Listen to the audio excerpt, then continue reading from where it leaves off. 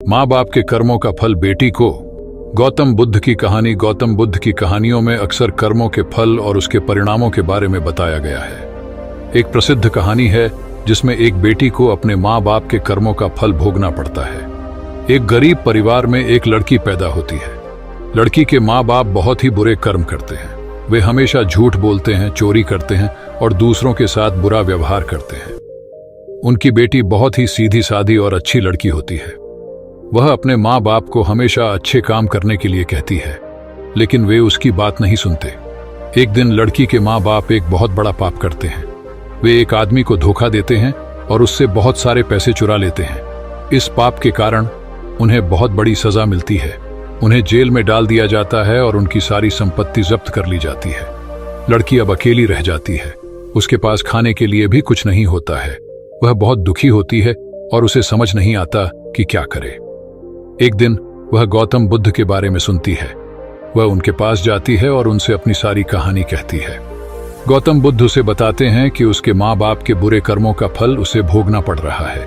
उन्होंने कहा कि कर्मों का फल हमेशा मिलता है, चाहे वह अच्छे कर्म हो या बुरे कर्म। बुद्ध ने लड़की को यह भी बताया कि वह अपने अच्छे कर्मों से अपने माँ बाप के बुरे कर्मों के फल को कम कर सकती है।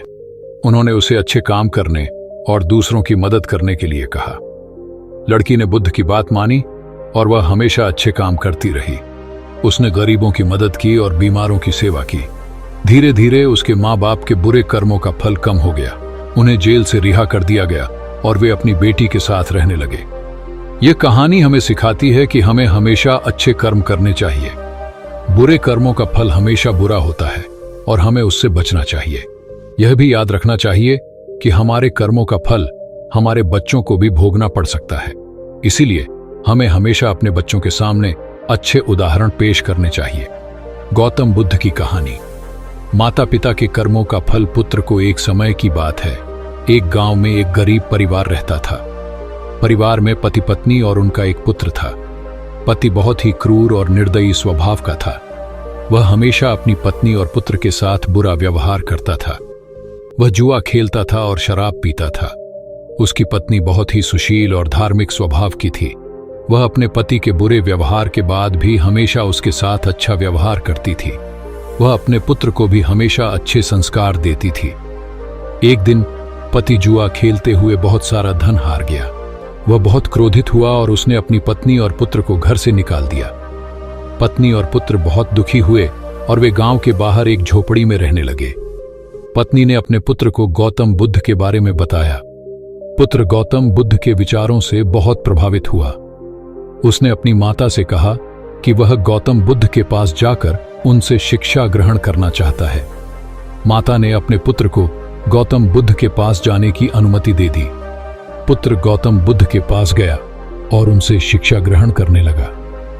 गौतम बुद्ध ने उसे बताया कि माता पिता के कर्मों का फल पुत्र को भी भोगना पड़ता है।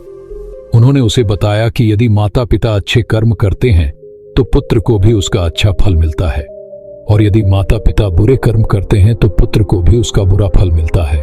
पुत्र ने गौतम बुद्ध से पूछा कि उसके पिता बहुत बुरे कर्म करते हैं तो उसे क्या करना चाहिए। गौतम बुद्ध ने उसे बताया कि उसे अपने पिता के बुरे कर्मों से दूर रहना चाहिए। उन्होंने उसे बताया कि उसे अपने पिता को अच्छे मार्ग पर लाने की कोशिश करनी चाहिए।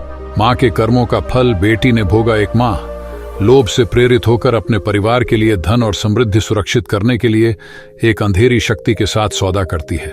बदले में वह अपनी पहली बेटी को बलि के रूप में देने का वादा करती है। जब बेटी पैदा होती है तो माँ डर और अपराध बोध से ग्रस्त होकर बच्चे को छुपाने की कोशिश करती है।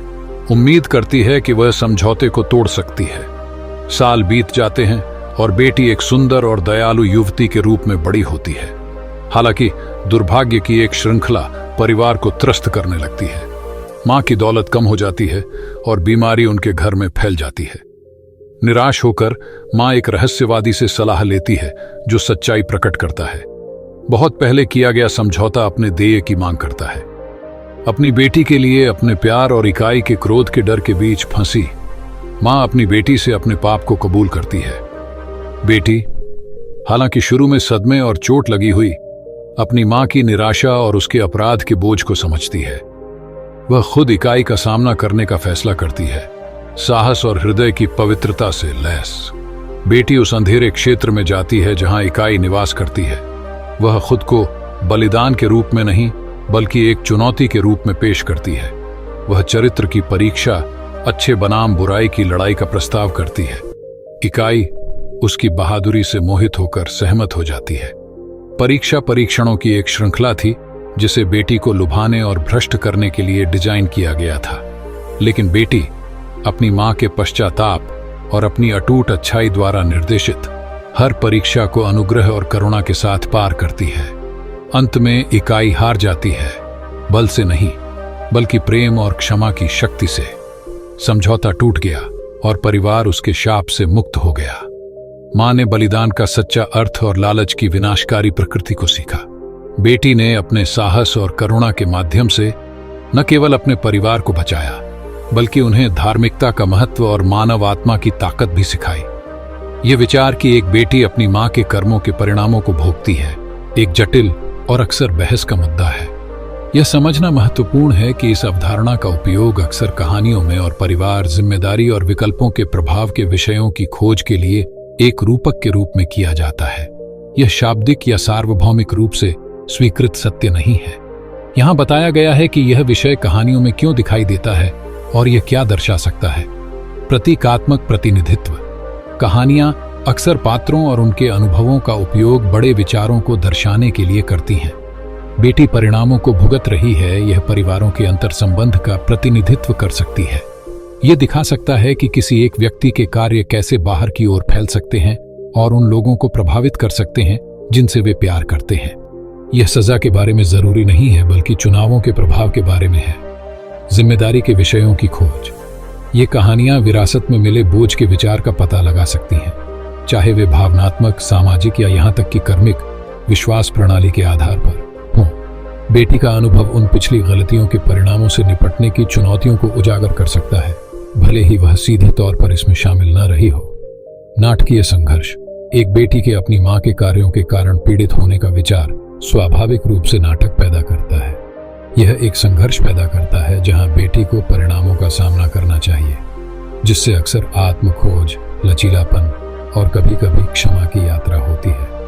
नैतिक सबक। इस विषय का उपयोग करने वाली कहानियां नैतिक प्रश्न पूछ सकती हैं। वे न्याय, मोचन और कार्यों और परिणामों की चक्रीय प्रकृति के विषयों की जांच कर सकती हैं। वे व्यक्तिगत जिम्मेदारी के महत्व और नकारात्मक चक्रों को तोड़ने की क्षमता को भी उजागर कर सकती हैं। सांस्कृतिक मान्यताएं। कुछ संस्कृतियों में पारिवारिक कर्म या यह विचार कि कार्यों के पीढ़ियों तक परिणाम होते हैं के बारे में मजबूत मान्यताएं हो सकती हैं। इन मान्यताओं को दर्शाने वाली कहानियां बेटी के कष्ट को अतीत के अपराधों के परिणाम के रूप में चित्रित कर सकती हैं। हालांकि इन संदर्भों में भी ध्यान अक्सर इस बात पर होता है कि बेटी स्थिति के प्रति कैसे प्रतिक्रिया करती है। महत्वपूर्ण नोट। इस कथात्मक उपकरण और वास्तविक दुनिया की स्थितियों के बीच अंतर करना महत्वपूर्ण है। वास्तविकता में बच्चे अपने माता पिता के कार्यों के लिए जिम्मेदार नहीं होते। किसी ऐसे व्यक्ति को जवाबदेह ठहराना जो उसने नहीं किया वह अन्यायपूर्ण है। मां के कर्मों का फल बेटी ने भोगा। विषय को कहानी कहने के उपकरण के रूप में समझा जाना सबसे अच्छा है, न कि इस बात के प्रतिबिंब के रूप में कि दुनिया वास्तव में कैसे काम करती है। यह एक कथात्मक ढांचे के भीतर जटिल विषयों और भावनाओं का पता लगाने का एक तरीका है। माँ बाप के कर्मों का कारण।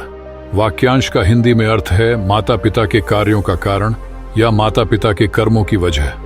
इसे संदर्भ के आधार पर कई तरह से समझा जा सकता है। 1. माता पिता के कार्यों के पीछे की प्रेरणाओं को समझना। प्यार और देखभाल। माता पिता अक्सर प्यार और अपने बच्चों के लिए सबसे अच्छा करने की इच्छा से प्रेरित होते हैं। उनके कार्य बच्चों की रक्षा करने, उनका पोषण करने और उन्हें एक अच्छा जीवन जीने के लिए मार्गदर्शन करने की इच्छा से उत्पन्न हो सकते हैं। सांस्कृतिक और सामाजिक अपेक्षाएं। माता पिता सामाजिक मानदंडों और सांस्कृतिक मूल्यों के अनुसार कार्य कर सकते हैं, जो उनकी पालन पोषण शैली और निर्णयों को प्रभावित कर सकते हैं। व्यक्तिगत अनुभव और पालन पोषण। माता पिता के अपने बचपन के अनुभव और पालन पोषण उनके विश्वासों और पालन पोषण के तरीकों को आकार दे सकते हैं। वे उस तरह से दोहरा सकते हैं या जानबूझकर अलग हो सकते हैं, जैसे उन्हें पाला गया था। तनाव और चुनौतियां। माता पिता तनाव, वित्तीय कठिनाइयों या व्यक्तिगत चुनौतियों से प्रभावित हो सकते हैं, जिसके कारण कभी कभी वे ऐसे कार्य कर सकते हैं जिनका उन्हें बाद में पछतावा हो सकता है। दूसरी, माता पिता के कार्यों के परिणामों की खोज। बच्चों पर प्रभाव।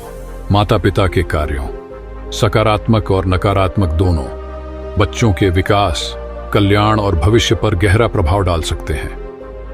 अंतर पीढ़ीगत पैटर्न। कभी कभी व्यवहार के पैटर्न या कुछ प्रवृत्तियां पीढ़ियों के माध्यम से पारित हो सकती हैं, जिससे प्रभावित होता है कि माता पिता कैसे कार्य करते हैं और अपने बच्चों के साथ कैसे बातचीत करते हैं। 3, माता पिता की जिम्मेदारी की जांच। जवाबदेही। माता पिता अपने कार्यों और बच्चों पर पड़ने वाले प्रभाव के लिए जिम्मेदार होते हैं। उन्हें अपने विकल्पों के बारे में सचेत रहने और अपने बच्चों के बढ़ने के लिए एक सकारात्मक वातावरण बनाने का प्रयास करने की आवश्यकता है। आत्मचिंतन। माता पिता के लिए अपने कार्यों पर विचार करना, अपनी प्रेरणाओं को समझना और अपने पालन पोषण कौशल में सुधार करना महत्वपूर्ण है। 4, मानवीय व्यवहार की जटिलताओं पर विचार करना। कोई सरल जवाब नहीं। अक्सर माता पिता के इस तरह से व्यवहार करने के सरल स्पष्टीकरण नहीं होते हैं। मानवीय व्यवहार जटिल है और कई कारकों से प्रभावित होता है। सहानुभूति और समझ। जबकि माता पिता के कार्यों के प्रभाव को स्वीकार करना महत्वपूर्ण है, अंतर्निहित कारणों को समझने और सहानुभूति के साथ विषय के पास जाने की कोशिश करना भी महत्वपूर्ण है। यह याद रखना महत्वपूर्ण है कि प्रत्येक माता पिता अपने अद्वितीय अनुभवों, चुनौतियों और प्रेरणाओं वाला एक व्यक्ति होता है। उनके कार्यों के कारण को समझने के लिए एक सूक्ष्म दृष्टिकोण और सतह से परे देखने की इच्छा की आवश्यकता होती है।